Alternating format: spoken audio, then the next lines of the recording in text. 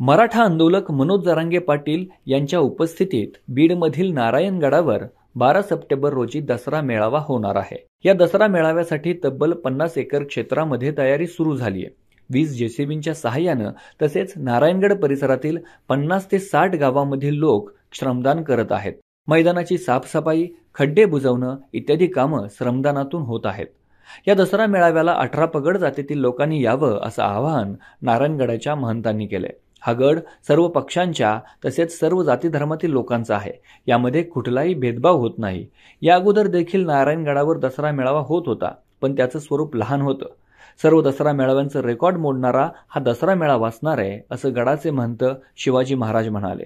त्यांच्यासोबत बातचीत केली आहे आमचे प्रतिनिधी दीपक जाधव यांनी। श्री क्षेत्र नारायणगड येथे होणारा 12 तारखेचा दसरा मेळावा आहे आणि हा दसरा मेळावा यावर्षी फक्त मोठ्या प्रमाणात होणार आहे आणि या दसरा मेळाव्याला इथे मनोज जरांगे हे देखील उपस्थित राहणार आहेत। आणि या गडाची परंपरा आहे की हा दसरा मेळावा या अगोदर देखील सुरू होता आणि तो छोट्या खाण्याने ते आजूबाजूच्या 5-50 खेड्यातील लोक जमायचे आणि जे महंत आहेत त्यांच्यासोबत हा दसरा मेळावा इथे संपन्न व्हायचा।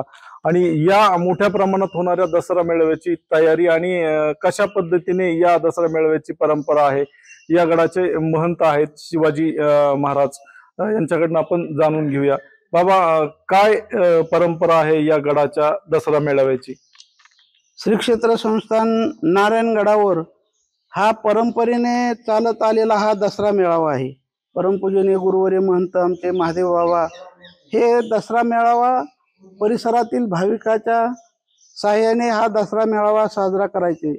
आणि हा नारायणगड म्हणजे सर्व जाती धर्माचा गड आहे, सर्व पक्षीयाचा गड आहे आणि म्हणून सर्वाला धरून हा दसरा मेळावा चालायचा। आणि आत्ताची जी परंपरा आहे या वर्षाची ती सुद्धा सर्व जाती धर्माला धरून हा दसरा मेळावा होणार आहे। आणि म्हणून या ठिकाणी या दसरा मेळाव्याचं व्यापक स्वरूप या वर्षी आहे। भव्य दिव्य स्वरूपाचा दसरा मेळावा होणार आहे। याचं कारण आमचे माननीय जरांगे पाटील यांनी पूर्वी सभा ठरवली होती की काही कारणास्तव कॅन्सल झाली, त्याच्यासाठी हा विजयी दसरा मेळावा त्याने स्वयंस्फूर्तीने ठरवलेला आहे। आणि यामध्ये सर्व बीड जिल्हा आणि सर्व तालुक्यातील मंडळी, बाहेरची जिल्ह्यातील मंडळी या ठिकाणी येणार आहेत। आणि म्हणून या ठिकाणी सर्व नारायणगड ते येणाऱ्या भाविकाची सुख सोय करणार आहेत। पाण्याची सोय असेल, जेवणाची सोय असेल, डॉक्टरची सोय असेल, टीम असेल, अनेक प्रकारच्या ज्या सुविधा आहेत हे नारायणगड आणि परिसरातील भाविक याला मोठं मोलाचं सहकार्य करणार आहेत। बाबा, हा जो दसरा मेळावा आहे हा परिसर आणि किती एकर मध्ये असेल आणि याची आपण 4 दिवसापासून जी तयारी करताय म्हणजे साफसफाई असेल जागेची वगैरे, हा परिसर एकंदरीत किती एकर मध्ये आहे? या ठिकाणी दसरा मेळाव्याचं नियोजन परिसरातील भाविक हे सहकार्य करत आहेत। सेवा म्हणून या ठिकाणी साफसफाई चालू आहे। काही जीशिप्या आहेत, हे 50 एकरचं ही साफसफाई चालू आहे। आणि या 50 एकरमध्ये दसरा मेळाव्याचं नियोजन ठरलेलं आहे। मग किती समाज येईल हे सांगता येत नाही। जसं सराटी आंतरवालीला भव्य दिव्य स्वरूपाची सभा झाली आणि त्याच स्वरूपामध्ये हा दसरा मेळावा साजरा होणार आहे अशी शक्यता आहे। बाबा, या दसरा मेळाव्याला जो खर्च लागणार आहे हा म्हणजे महंत म्हणून आपण गडाकडनं काय केला जाणार आहे का? यामध्ये समाज म्हणून काही लोक पुढे आलेत का? या ठिकाणी याला खर्च असतो, 2 रुपये खर्च असतोच। म्हणून ही जिम्मेदारी नारायणगडाने घेतलेली आहे, परिसरातील भाविकांनी घेतलेली आहे। मग आग्रह नाही आमच्या भाविकाला की तुम्ही काय सहकार्य करा, 2 रुपये ज्याच्या इच्छेला येतील ते द्या असं आव्हान सुद्धा केलेलं आहे। नाहीतर नारायणगड सुद्धा असं या खर्चाचं सहकार्य करू शकेल हे आम्ही सर्वांना आव्हान केलेलं आहे। बाबा, इतक्या वर्षाची परंपरा आहे, तुम्ही येण्या अगोदर सुद्धा आणि 18 पगड जातीला घेऊन चालणारा हा गड आहे आणि आता या उद्याच्या भव्य दिव्य अशा दसरा मेळाव्यामुळे याचे उद्या काही इतर समाजात काही परिणाम होऊ शकतात का किंवा लोक असं काही टाळाटाळ करू शकतात का?